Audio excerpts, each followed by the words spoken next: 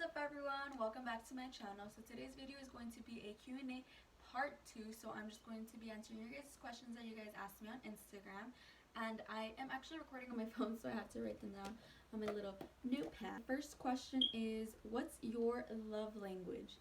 So at first I didn't know what that meant. I'm like, do they mean like in what language am I more lovey-dovey? And I'm like, in Spanish I'll be like, mi amor, mi besito, te quiero, te amo, te adoro. Like, I was like, what, you know?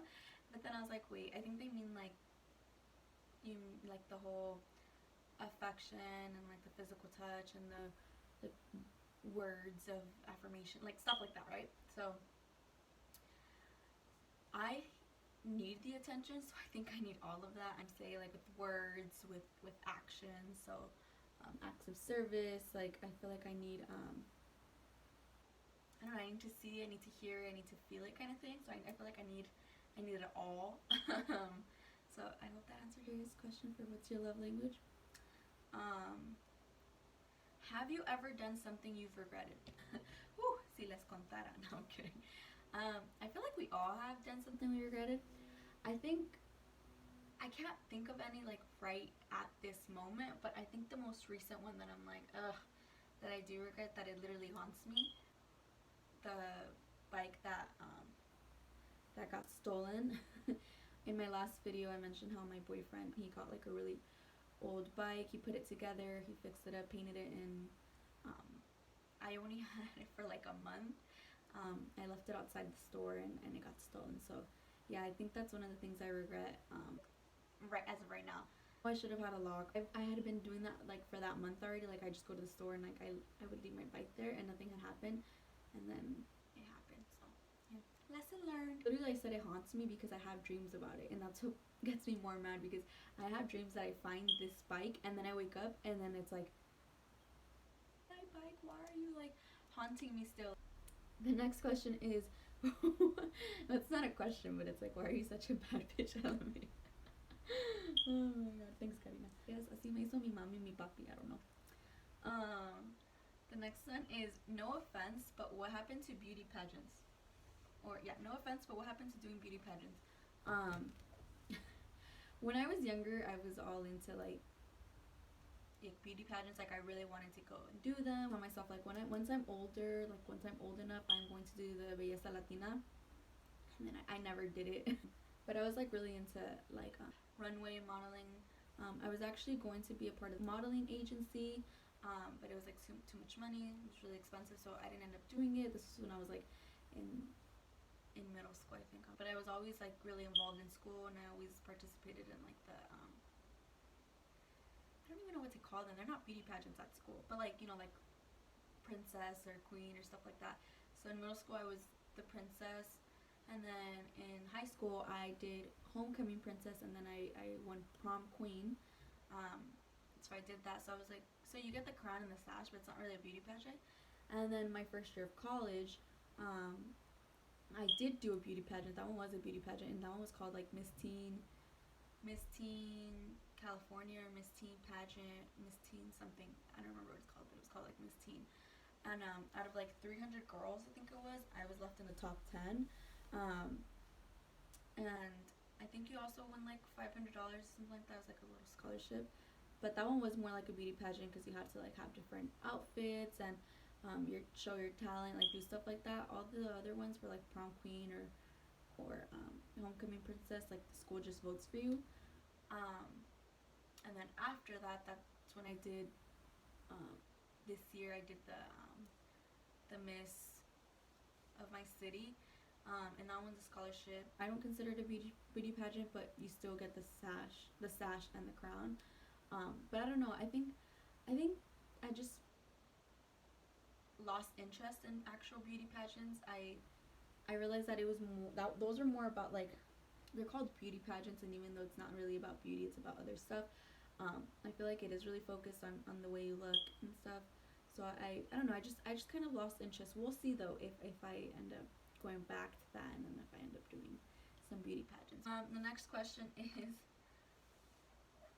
so this question actually I got a lot, and it was about like my college experience. So how was the college life?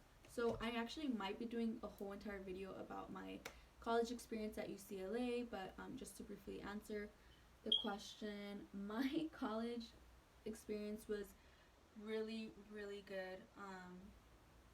I I mean, let me I think it was really good, but there are some people who made it really hard because I went to UCLA, so it was predominantly like white and Asian students, and I'm, you know, Latina, so it was really hard to feel comfortable in a space like this because my whole entire life, um, I've been surrounded with other people like myself, Latinos. So going to this really big school like UCLA and seeing and not seeing familiar faces or people from the same background was a little scary at first, but then it was like really cool because you get to meet people from all over the world. So it was really cool. But why I'm saying it was hard, it's because there's some people, sorry, some very white privileged people who would always try me. I don't want to go too into detail because, like I said, I will be doing a video, but there were some people that really just tried me that I'd be like, oh, wow. But other than that, my college experience was amazing. People need that experience, you know, because you're away from home.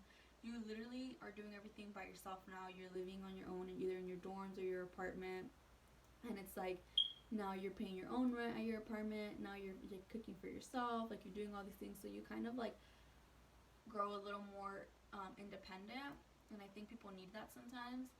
Um, it was just hard coming back home after college because you're so free to do whatever you want and you don't have a curfew and all these things, you know. And when you come back home, it's like curfew and chores and curfew and rules and all these things. And when you're in college, it's like literally you just focused on school, and then if it's not school, you get to, you know, live like the actual college, not the sorry, not the actual college.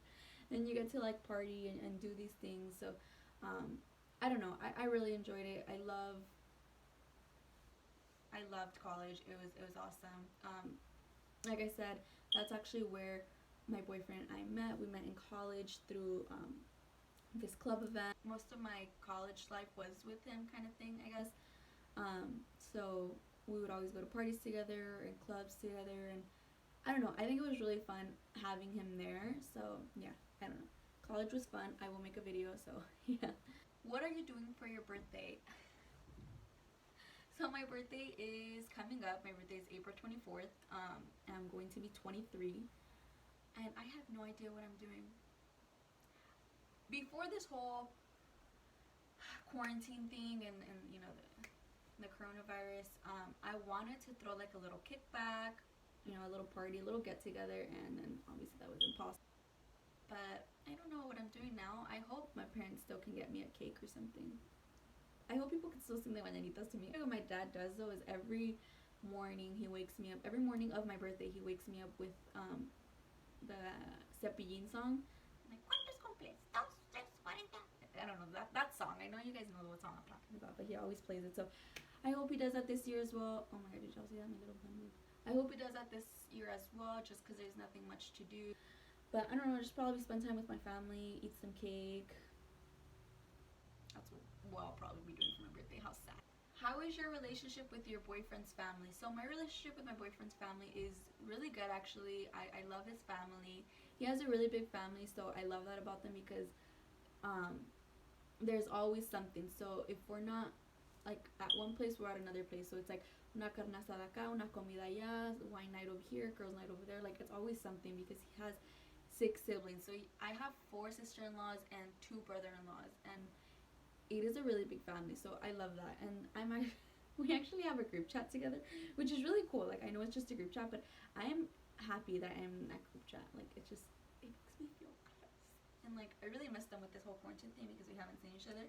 But usually, yeah, like all the time, it was like we would always be hanging out like at one of either his sister's house or his other brother's house, his other sister's house. Like, it was always somewhere. Like, we'd always be doing something. So it was really cool. I get along really, really well with all of them. I love his sisters. They're like the sisters that I never had, kind of.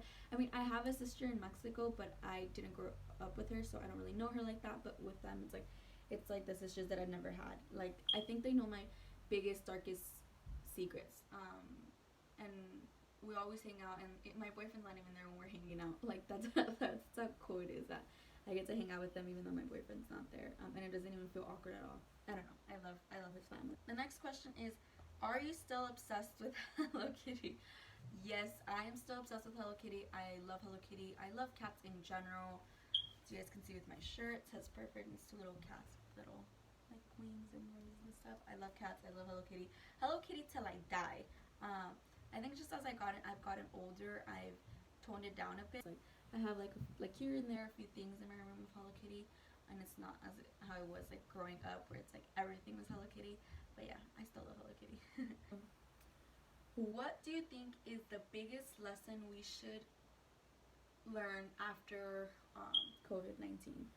So I think the biggest lesson is that we should really take things more seriously and not so lightly, especially with like our raza. A lot of people in our raza don't really take it so serious, so they weren't wearing like the mask or the gloves, and they were just like be like, oh, it's no big deal, it's gonna pass. But no, it's getting more and more serious. So I feel like what we should learn from that is just like to really take care of ourselves, washing your hands and staying clean, and you know, covering your cough and your sneezes. And that's something we were taught since we were little in school, you know, to always do. So it's like, I think we just should be more cautious about it, and really take things serious. And you know, I know a lot of us just want to go back, you know, to our regular activities. We really need to focus on the health of everyone else, not just ourselves, but everyone else. Like, when we go out there and we're not being safe, and we're not wearing our masks, and we're not wearing our gloves, and we're not doing all these things, we're also risking everyone else's life. So I would say, yeah, the biggest lesson we should all take from this is that just to really be smart and respectful about your own life and about everyone else's life. Literally, this shows that we're all the same, no matter what race, ethnicity, income. Like, yeah, I don't know if that made sense. So I'm editing the video and I realized that no, it does not make sense. But basically what I'm trying to say is that no matter where you come from, no matter your background, no matter your culture, no matter how much money you have, no matter if you're a celebrity or if you're homeless, we are all being affected by this virus. And I really think that what we should learn from that is that we should all respect each other and just be kind to one another, because this virus is literally affecting all of us, and it shows that at the end of the day, we are all human, we are all the same. No one is better than anyone. So I think that's a really big lesson we should all learn. But another one is as well that we should really appreciate the little things in life. So now that we're stuck at home, we want to be out and want to go for a walk, want to go for a run at the beach, we want to go hiking, we want to do all these things that we didn't do before and we didn't appreciate, because we would always be on our phone, on social media, on our laptops, like doing all these things, and we weren't really, I guess,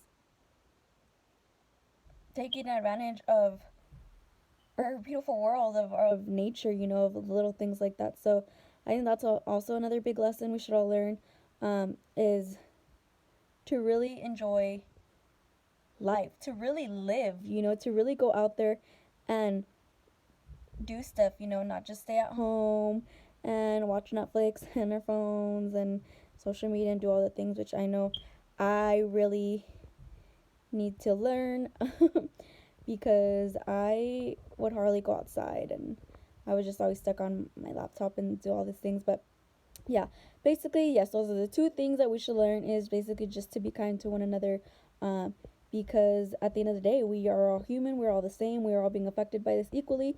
So yes, and the other one is to really appreciate the nature, and just to really appreciate being able to go outside, breathe some fresh air, and just go back to how things were, except not really, because now we're not going to be on our phones. I hope that made more sense, because I was looking at my video and it didn't make any sense. But yeah, okay, back to the video, bye! But with that note, I hope you guys are all staying indoors and you and your families are healthy and safe. And yeah, and I hope you guys aren't going too crazy at home. I know it sucks and it's hard. Um, I know that I'm struggling as well, even for my birthday, because I'm just gonna be staying home with my cats, drinking wine. I don't know. But yes, I hope you guys are all being productive, finding ways to stay entertained at home. And yeah, that is the end of the video.